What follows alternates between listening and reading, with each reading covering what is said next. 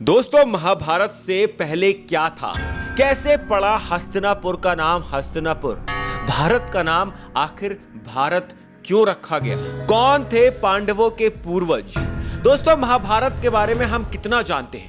हम बस भगवान श्री कृष्ण, पांडव, कौरव और एक महायुद्ध की गाथा जानते हैं जो हमें टीवी सीरियल्स के द्वारा जानने को मिली है। पर अगर हमसे कोई पूछता है कि पांडवों से पहले के पूर्वजों के नाम बताओ, तो संभवतः बहुत से ऐसे लोग होंगे जो उनके नाम के बारे में कुछ नहीं जानते होंगे। जिस स्थान पर मैं बैठा हूं इस समय, यह स्थान हस्तिनापुर से तकरीबन 40 किलोमीटर दूर है और इसका इतिहास हजारों साल पुराना है। मान्यता यह है कि आज से 8-9 हजार साल पहले यहाँ एक बहुत बड़ा जंगल था और उस जंगल में बहुत सारे ऋषि मुनियों के आश्रम थे। यहां पर ही महर्षि कण्व का भी आश्रम था।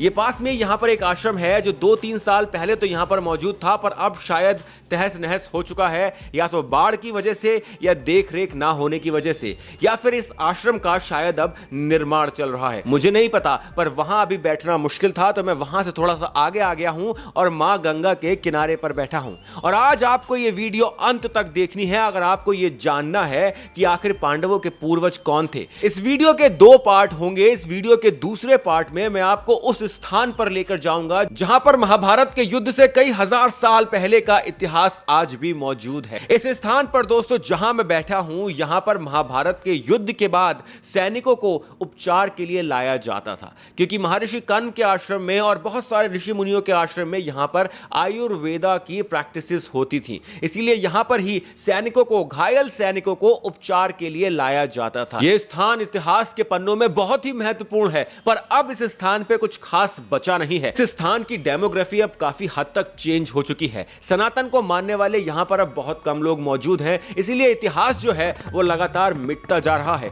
इसमें हमारी भी भूल है दोस्तों। हम लोग अपने आने वाली पीढ़ी को कुछ सिखाते ही नहीं है, बताते नहीं है अपने इतिहास के बारे में, तो और लोग आके हमारे इतिहास पर कब्जा कर लेते हैं और अपना इतिहास वहां पर बनाना शुरू कर देते हैं। इसीलिए आपको दोस्तों एक काम करना है, इस वीडियो को अंत तक देखना है, तभी आप इस वीडियो को समझ पाएंगे। जब आप इस वीडियो को समझ पाएंगे तो इस वीडियो के अगले पार्ट को भी समझ पाएंगे कि आखिर भारत का नाम भारत किन के नाम पर रखा गया और उसके पीछे मान्यता क्या है। तो दोस्तों आते हैं पांडवों के पूर्वजों पर। ब्रह्मा जी से हुए ऋषि अत्रि। दोस्तों इसका पहले भी मैं एक शॉर्ट बना चुका हूं इंस्टाग्राम पे और यूट्यूब पे भी उसको मैंने अपलोड किया है। छोटे में मैंने बताया था, आज मैं आपको विस्तार पूर्वक बताने जा रहा हूं पांडवों के पहले की वंशावली के बारे में। तो ब्रह्मा जी से हुए ऋषि अत्रि, जिनकी भार्या थी माता अनुसुईया। माता अनुसुईया ने तप करके त्रिदेवों को, यानी कि ब्रह्मा, विष्णु, महेश को, तीनों को ही प्रसन्न कर लिया था और उनसे एक वरदान अर्जित किया था कि आपके अंश मेरे गर्भ से उत्पन्न होंगे, यानी कि आपको इंसान के रूप में, मनुष्य के रूप में या भगवान के रूप में मेरे गर्भ से पैदा होना होगा। उनके 3 पुत्र हुए। भगवान विष्णु के वरदान से हुए भगवान दत्तात्रेय, जो वहां से चले गए और विश्व कल्याण के लिए अपने जीवन का यापन किया। उसके बाद हुए ब्रह्मा जी के अंश से चंद्रमा, और यही वो थे जो वहां पर राजपाट संभालने के लिए रुके थे। भगवान शिव के अंश से हुए महामुनि दुर्वासा, जिन्होंने समाज कल्याण के लिए अपने जीवन का यापन किया। ऋषि अत्रि के पुत्र चंद्रमा और माता तारा से एक अत्यंत बलशाली, बुद्धिमान और बहुत सुंदर बालक उत्पन्न हुआ जिसका नाम था बुध, और मान सकते हैं कि उनसे ही चंद्रवंश की शुरुआत हुई। फिर बुध के पुत्र हुए पुररवा और उनका विवाह हुआ इंद्रलोक की अप्सरा उर्वशी से। और इस विवाह से पहले दोस्तों महाभारत से भी एक बहुत बड़ा युद्ध होने की आशंका थी, पर वो युद्ध टल जाता है। अगर वो युद्ध होता तो शायद दुनिया तबाह हो सकती थी, क्योंकि ये युद्ध होने वाला था मनुष्यों में, देवों में और दैत्यों में, सबके बीच। पर भगवान ब्रह्मा के आशीर्वाद से ये युद्ध टल जाता है। पुररवा और उर्वशी से हुए आयुष, और आयुष और इंदुमती से हुए नहुष, फिर नहुष और अशोक सुंदरी से हुए ययाति।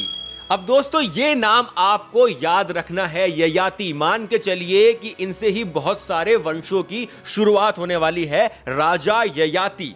राजा ययाति की 2 भार्याएं, यानी कि 2 पत्नियां थी। एक तो थी देवयानी, जो दैत्य गुरु शंकराचार्य की पुत्री थी, और दूसरी थी समिष्ठा, जो दैत्यराज वृषपर्वा की पुत्री थी। देवयानी से ययाति को 2 पुत्र हुए, यदु और तुर्वसु, और समिष्ठा से, माता समिष्ठा से ययाति को, महाराज ययाति को 3 पुत्र हुए, ध्रुव, अनु और पुरु। अब दोस्तों आपको यह बात याद रखनी है कि बहुत सारे ऐसे उल्लेख हैं जहां पे इनके नामों का अलग अलग उल्लेख आता है, जहां पर यह बोला गया है कि सबसे बड़े यदु थे, कुछ उल्लेख ये बोलते हैं कि सबसे बड़े पुरु थे। तो अलग अलग उल्लेख हैं, अलग अलग मान्यताएं हैं, अलग अलग बिलीफ है, ट्रांसलेशन इंटरप्रिटेशन अलग अलग किए गए हैं। तो किसी की कुछ समझ में आया, किसी की कुछ, सबने अपने अपने हिसाब से पुराणों में से, वेदों में से वो चीजें ली हैं। जो मुझे समझ में आया वो मैं आपको बता रहा हूं। तो हो सकता है कहीं पर कुछ और लिखा हुआ है, तो आपके हिसाब से जो सही है वो आप मान सकते हैं। अब होता कुछ ऐसे है कि दैत्य गुरु शंकराचार्य के शाप के कारण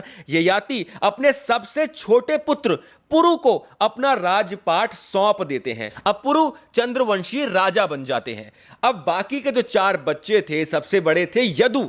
यदु को इस बात का बुरा लगता है, यदु वहां से छोड़कर चले जाते हैं राजपाट और यदु वंश की शुरुआत करते हैं। जी हां, वही यदु वंश जिसमें भगवान श्री कृष्ण का अवतार होता है। अब इनके दूसरे पुत्र होते हैं तुर्वासु, वो शुरू करते हैं यवन वंश की। यवन वंश मान सकते हैं कि चीन के कुछ एरिया के आसपास यवन वंश आज भी शायद वहां पर मौजूद है। कुछ वहां पर ट्राइब्स हैं छोटी जो अपने आप को यवन बोलती हैं, और कुछ यवन वंश की ट्राइब जो है वो मिडिल ईस्ट में भी हैं। अब इनके जो तीसरे पुत्र थे वो है द्रुयु।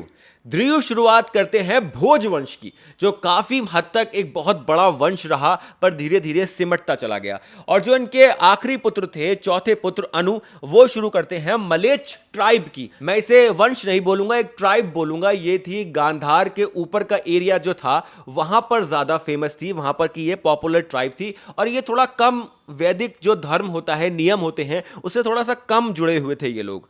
पुरु का विवाह होता है कौशल्या से, जो राजा वहां पर रह गए हैं अब उनका विवाह होता है कौशल्या। ये त्रेता युग वाली कौशल्या माता नहीं है, ये दूसरी कौशल्या मां है, उनसे होता है पुरु का विवाह। अब दोस्तों बीच में बहुत सारे राजा आए हैं, कम से कम 16 राजा आए हैं। मैं आपको बोर नहीं करने वाला, बहुत लंबा वीडियो हो जाएगा। जल्दी जल्दी से मैं आपको उनके नाम बता देता हूं और वहां पर पहुंचते हैं जहां से शुरुआत होती है हमारी उस मान्यता की जिसकी वजह से इस देश का नाम भारत रखा गया। तो पुरु का विवाह होता है कौशल्या से, कौशल्या से जन्म होते हैं जन्मेजय। अब जन्मेजय से होते हैं प्रंचीवान, प्रंचीवान से होते हैं सयाति, सयाति से होते हैं अहयाति, अहयाति से होते हैं सर्वभौम, सर्वभौम से होते हैं जैतसेन, जैतसेन से होते हैं अवाचीन, अवाचीन से होते हैं अरी, अरी से होते हैं महाभौम, महाभौम से होते हैं अनुतनाई, अनुतनाई से होते हैं अक्रोधन, अक्रोधन से होते हैं देवतिथि, देवतिथि से होते हैं अरी, अरी से होते हैं ऋक्ष, ऋक्ष से होते हैं मतिनार, मतिनार से होते हैं तंसु,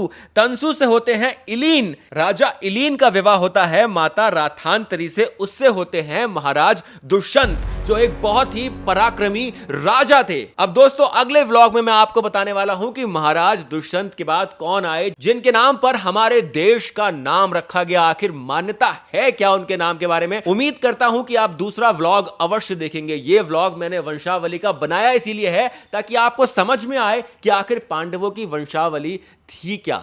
और ये कम से कम मैं आपको बता रहा हूं 9 से 10,000 साल पहले की वंशावली है दोस्तों। अगर कोई आपको बोलता है ना कि आज से 10,000 साल पहले के पूर्वजों का नाम बताओ, तो ये वीडियो उसके साथ शेयर करना बिल्कुल मत भूलिएगा। अगर वीडियो अच्छा लगा है तो कमेंट, लाइक, शेयर कीजिएगा, और अगर बहुत अच्छा लगा है तो फाइनेंशियली आप अपने दोस्त की हेल्प भी कर सकते हैं। आपकी इच्छा है। जय श्री कृष्ण।